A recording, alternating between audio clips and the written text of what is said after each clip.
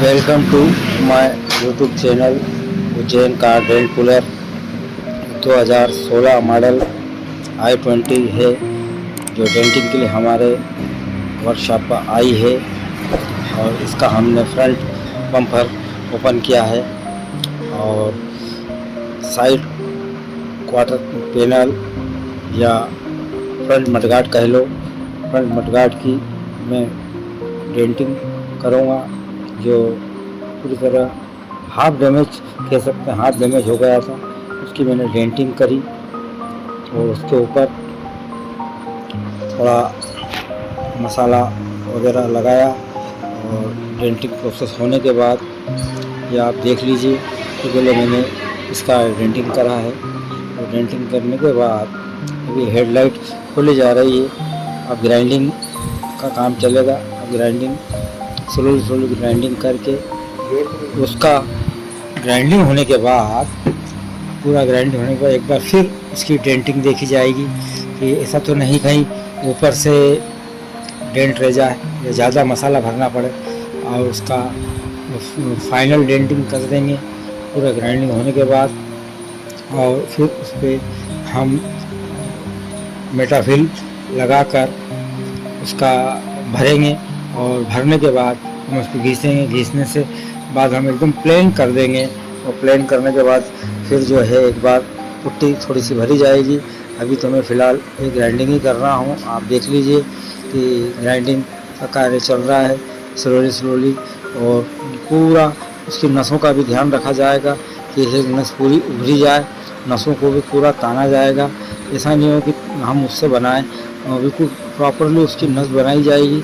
ये वो फिर उसके बाद उसका जो भारी लुक जो आएगा, उसका शेप आएगा बॉडी का, वो फाइनल टच समान रहेगा। इस तरह से देख लीजिए आप। हम उसकी फर्स्ट क्लास ग्राइंडिंग होने के बाद उसके सही साइड बारीक पे एक बार हल्की सी लोहारी करेंगे और पूरा अब ग्राइंड हो चुका है।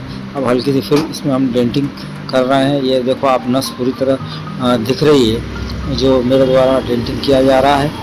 अब डेंटिंग पूरी तरह पूर्ण हो गई है और हल्का फुल्का ज़रा सा माइनर सा अगर रह जाता है तो फिर भी उसको हम हथौड़ी द्वारा ही डेंट निकालते हैं। और अभी इधर ये देखो हम फाइल से द्वारा धीरे धीरे डेंटिंग कर कर उसका हल्का जो भी डेंट निकला हुआ है वो सब पूरा साफ़ सुथरा करेंगे जो उभरा रहता है, ताकि वो ज़्यादा हमको मसाला ना भरना पड़े। अब मैं उसकी हथौड़ी के द्वारा लोहारी कर रहा हूँ। फिर मैंने फाइल ली और फाइल के द्वारा उसको डेंटिंग कर रहा हूँ और पूरी तरह से जब लोहारी हो जाएगी उसके बाद उसका फाइनल टच लोहारी करने के बाद ही मैं उसमें मसाले का यूज़ करूँगा और बिल्कुल इस तरह से पेंट कर दूँगा कि जैसे ओरिजिनल लुक आ जाए और लगे नहीं देखने वाले को कि ये पेंट करा हुआ है, रीपेंट नहीं दिखे। इस हिसाब से हम डेंटिंग करते हैं ताकि जो है थोड़ा समय एक आध घंटा ज़्यादा लग जाता है। बाकी क्या है, काम एकदम प्रॉपर तरीके से हो जाता है। काम देखने में लगता है कि यार वाकई काम अच्छा करा है और अच्छे कारीगर द्वारा किया गया है, क्योंकि हमने ITI इसी ट्रेड में करी है और डेंटिंग पेंटिंग। और आज हमको कम से कम 45 साल का तजुर्बा इस लाइन का, क्योंकि हमारे सामने कई केसेस आए हैं जो हमने निपटा है और बिल्कुल हम नया पतरा डालते ही नहीं, हम उसी को रिपेयर कर देते हैं। जो नया पतरा डालते हैं, नया पैनल डालते हैं, काफ़ी कॉस्टली पड़ता है, तो हम उसी को रिपेयर करते हैं ओरिजिनल, तो वो हाफ रेट में हो जाता है। और वो ओरिजिनल देता है जो गाड़ी के साथ आता है। अगर हम मार्केट से परचेस करके दूसरा लेते हैं तो वो थोड़ी सी क्वालिटी वो रहती है उसकी, जो गाड़ी के साथ आता है उसकी क्वालिटी बिल्कुल एकदम बढ़िया रहती है, लाजवाब रहती है और उसका पतरा भी हार्ड रहता है। तो हमारी कोशिश ये रहती है कि हम ज़्यादा से ज़्यादा ओरिजिनल को ही रिपेयर करें और रिपेयर उस हिसाब से करें कि ऐसा ना लगे अब मैं कुछ मसाले का यूज़ कर रहा हूँ। अब मसाला इसमें फिलिंग किया जा रहा है। मसाला बोलो तो एमसिल भी कह सकते हैं या पॉलिस्टर पुट्टी भी कह सकते हैं उसको, जो मैं बारीकी से भर रहा हूँ।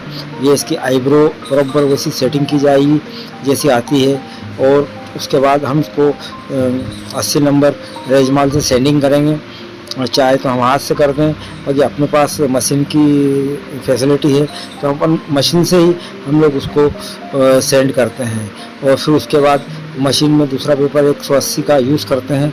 वो इतना फाइनली बारीक फिनिशिंग हो जाती है उसकी कि हमको डायरेक्ट कई कई हम डायरेक्ट ही कलर कर देते हैं, हमको उसको कुट्टी भरने की आवश्यकता नहीं होती। वो इतना महीन हो जाता है कि लगता ही नहीं कि इस पर मसाला यूज़ कर रहा था। अभी मैं भर रहा हूँ उसको धीरे धीरे, भरने के बाद आप देखेंगे जब वो फाइनली घिसाई होगी तो आप खुद कहेंगे कि वाकई कितनी सफाई से उसको घिसा है और कितनी धीरे धीरे उसको घिस के। मेहनत तो लगती है लेकिन काम बढ़िया हो जाता है। और काम एक बार बढ़िया हो गया तो फिर क्या है कि वो एकदम परमानेंट काम होता है। और हम जो यूज़ करते हैं मसाला, ये कापसी का यूज़ करते हैं तो थोड़ा कॉस्टली पड़ता है। हम लोकल मसाला या चाइना का मसाला यूज़ नहीं करते जो कुछ समय बाद क्रैक आ जाते हैं। इसमें क्रैक ज़रा भी नहीं आता। 3-4 साल आपका मसाला वहाँ से टस से मस्त नहीं होता, चाहे भले गाड़ी जैसे वो रास्ते में क्यों ना चले, बाकी वह उसकी मजबूती इतनी रहती है कि वो अपनी जगह नहीं छोड़ता और क्रैक नहीं होता। चाहे जैसे मौसम में खड़ी कर दो, धूप में खड़ी कर दो। अब मैं फाइनली उसको हाथ से ही सेंडिंग कर रहा हूँ। अब देख लीजिए 80 नंबर के जमीन के पर से मैं इसको हाथ से सेंडिंग कर रहा हूँ। और सेंडिंग उसी हिसाब से उसके शेप के हिसाब से ही सेंडिंग की जाती है। जैसा राउंड रहता है उसका राउंड बाकायदा वैसा कि वैसा ही बनाया जाता है। और राउंड बनने के बाद बिल्कुल फाइनल ऐसा लगता है कि जैसे ओरिजिनल फेंडर है। ये लेफ़्ट साइड का फेंडर है और आप देखो आप इसकी नसें भी दिखने लग गई है कि ये लगता ही नहीं कि यहाँ से ठुका था। अब ये पूरा फाइनल होने के बाद पूरा घिसा जाएगा और घिसने के बाद फिर फाइनल टच हम इसको एक कवरिंग कोट कलर लगाएंगे। वो कवरिंग कोट कलर लगाने के बाद ये पूरी इसको कवर कर देंगे इस मसाले को। और 2-3 हाथ उड़ाने के बाद फिर मसाला ज़रा सा भी इसमें से ट्रांसपेरेंट सा न दिखेगा और एकदम लग जाएगा। फिर इसी बेस कलर से हम लगाकर एक सिंगल कोट कलर का मारेंगे जिससे कि ये उससे मिलता जुलता कलर हो जाए। फिर फाइनली हम इसमें इसका ओरिजिनल डिकोड कलर लगाएंगे जो इसका कोड नंबर से बनता है और वह इजीली कंप्यूटर पर बन जाता है उसका कोड दिखाने से। जो लेफ़्ट साइड के पिलर पे उसका कोड नंबर लिखा रहता है, उस नंबर से हम इसका कोड निकाल कर पेंट बनवाते हैं। और पेंट बनवा कर उसी हिसाब से सेम टू सेम हम कलर कर देते हैं। जो फार्मूले से बनते हैं कलर वो बिल्कुल फार्मूले के रहते हैं, उसमें मर्जी से कुछ एक टिंट इधर की उधर नहीं कर सकते, बिल्कुल सेम टू सेम 0 कलर बन जाता है। और बनने के बाद करते हैं तो ऐसा लगता है कि मानो नया ही फेंडर डाला हो।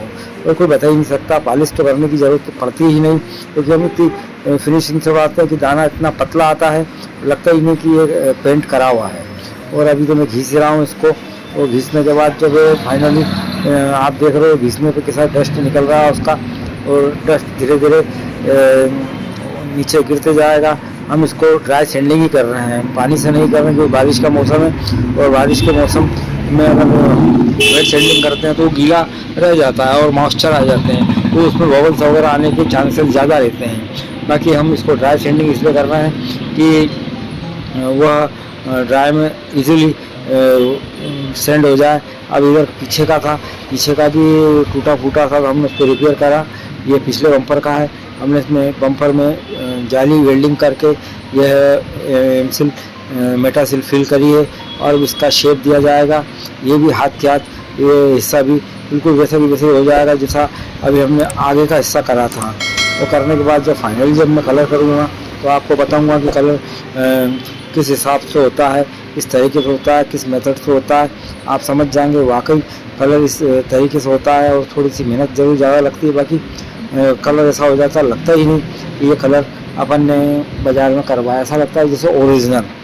और यही हमारी प्रायोरिटी है कि हम ये जाली आप देख सकते हो आगे जाली पड़ी हुई है, ये जाली काट कर ही मैंने लगाई और वेल्डिंग कर दी। जो बहुत बड़ा गड्ढा था, कम से कम एक क्रिकेट की बॉल चली जाए इस तरह का एक होल था, बाकी मैंने उसी को रिपेयर करा। अब मैं मशीन से सेंडिंग कर रहा हूँ, आप ये देख रहे हो सेंडर है, इस सेंडर से मैं इसको धीरे धीरे सेंड कर रहा हूँ। और इसका भी वैसे ही शेप बनाया जा रहा है जैसे आईब्रो का आगे का दिखता है, एक क्रीच नुमा आपको नस सही की दिख रही है, ये नस ऊपर से वाली और नीचे वाली की सेम वो दिखना चाहिए, तो उससे ये लगता है वो क्रिच वाला बम्पर है। और इसकी नस अगर बढ़िया रहेगी तो देखने में भी अच्छा लगता है और एकदम ऐसा लगता है जैसे न्यू बम्पर, कहीं से कोई इसमें क्रैक वगैरह नहीं है।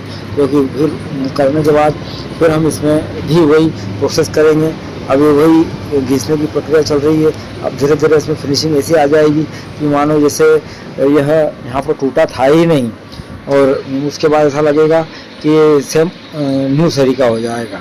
अब ये कार्रवाई चल रही है धीरे धीरे, बाकी कार्रवाई बढ़िया चल रही है, क्योंकि ये कार्रवाई करने के बाद ही हम इसमें पेंट लगाएंगे। और पेंट लगने के बाद अब देखेंगे कुछ ही पलों बाद हम इसमें पेंट कर देंगे, क्योंकि मौसम आज साफ़ है, और मौसम साफ़ रहता है तो पेंट का आनंद जब भी मिलता है जब थोड़ा टेम्परेचर हाई होता है। लो टेम्परेचर में अगर पेंट अपन करते हैं तो कलर वो शाइनिंग नहीं आती जो हमको खुले मौसम में शाइनिंग आती है, आम मौसम में आती है। बाकी ये बारिश वाला मौसम चल रहा है, सितंबर का लास्ट वीक चल रहा है। इस वीक में रुक रुक के रोज़ पानी गिरता है, तो इसलिए हमें इसे सूखे ही मारना पड़ा। और सूखे मारने के बाद फिर हम इसमें पेंट करेंगे कुछ ही पलों बाद। आप देख सकते हो जैसे ये हमारा अगला बम्पर पड़ा हुआ, हमने इसमें स्प्रे करना चालू कर दिया है। और ये ब्लैक था, हमने डायरेक्ट ही इसमें सरफेसर लगाया। एक कोट सरफेसर लगाने के बाद सरफेसर वाइट कलर का है, और ये इसका ब्लैकनेस पूरा साफ़ करेंगे। साफ़ करने के बाद इसमें धीरे धीरे यह कलर की लेयर चढ़ाई जाएगी वाइट सरफेसर की। लेयर एक बार पूरी चढ़ जाने के बाद हम इसमें जो फाइनल बेस कलर होएगा वो बेस कलर इस पर लगाएंगे। और हम ऐसा को आईडिया से पूरा देखा जाता है कि कई जगह छूटे ना, जहाँ इसमें कलर दिखे या झांके। ये क्योंकि कंपनी से ब्लैक कलर के ही आते हैं, कंपनी कोई इसको कलर कोटेड करके नहीं देती, हमको कलर कोटिंग यहीं पे करना पड़ता है ताकि जो है एज इट इज़ बम्पर लगे। क्योंकि i20 है 2016 मॉडल, तो इसका ये थोड़ा सा मॉडल इस टाइप का है, और इसका बम्पर थोड़ा अलग टाइप का आता है। इसको इजीली आप देखते हो बीच के सपोर्ट भी इसमें लगे हुए हैं। अभी हम तो पेंट करने के बाद बीच के प्लास्टिक के सपोर्ट हटाएंगे, उसके बाद इसकी ग्रिल वगैरह हम अपने हाथों से फिट करेंगे। फिट करने के बाद हम इसको वापस पुनः उसकी जगह पर लगा देंगे। अब ये कलर की प्रक्रिया चालू हो गई है। अब कुछ ही कलर में कलर फाइनल कलर होएगा। फाइनल कलर के बाद जैसे बेस कलर पूरा फाइनल हुआ, उसके बाद हम इसमें हार्डनर और क्लियर का लेयर चढ़ाएंगे। अभी हार्डनर और क्लियर का लेयर चढ़ रहा है, आप देख रहे हैं। अब हार्डनर क्लियर का लेयर चढ़ने के बाद बिल्कुल फाइनल ऐसा हो जाएगा जैसे कि फाइनल पेंट हो जाता है। अब जैसे बिल्कुल शाइनिंग आप देख सकते हो, अभी हमने जैसे करा तो शाइनिंग आने लगी। अब शाइनिंग भी ऐसी कि उसमें आप खड़े होकर अपने बालों को बना लें या सेकंड काटा घड़ी का भी देख सकते हैं, ऐसी शाइनिंग रहती है। और ये शाइनिंग आखिरी तक रहेगी, कम ना होगी। हम इसमें पॉलिश तो करते ही नहीं, जैसे ही हम ये करते हैं तो पॉलिश करने की ज़रूरत ही नहीं पड़ती, क्योंकि वैसे ही इसमें इतनी शाइनिंग आती है कि आप देखते ही रह जाएँ कि क्या शाइनिंग आई है। वो कहते हैं कि हम कलर फर्स्ट क्लास का लेते हैं, हम सेकंड क्लास का कलर लेते नहीं। देखो आप, ये गाड़ी अब बनकर रेडी